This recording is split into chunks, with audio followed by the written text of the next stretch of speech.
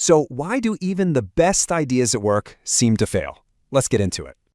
Yeah, we've all been there, right? A big new plan gets announced, and then nothing happens. Take the sudden switch to online teaching. Even with good policies, a lot of teachers really struggled. You'd think a good policy would mean people just do it. It seems perfectly logical, right? But this super simple A to B model, it's missing the most important piece of the puzzle. See, the problem isn't the policy. It's actually how our brains are wired to think. Okay, so you've basically got two systems in your brain, the conscious pilot and the automatic autopilot.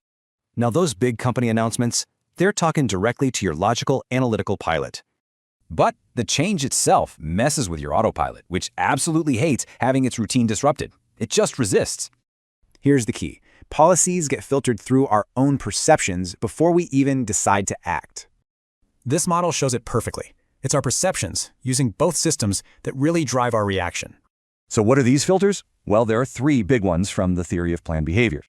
First up, your attitude. Do you actually believe this new thing is a good idea? Then there are subjective norms. Basically, what does your team think? Are they on board? And last, do you feel like you have any control? The skills and a say in it. So the solution is pretty clear. You've got to talk to the pilot and gently guide the autopilot. And the way you do that is with nudges. These are tiny, almost invisible things that guide your subconscious. So what does a nudge actually look like? Here are a few simple examples from the research. See, these little nudges give people a sense of control, which calms down that automatic resistance. And this quote from the research really sums it all up.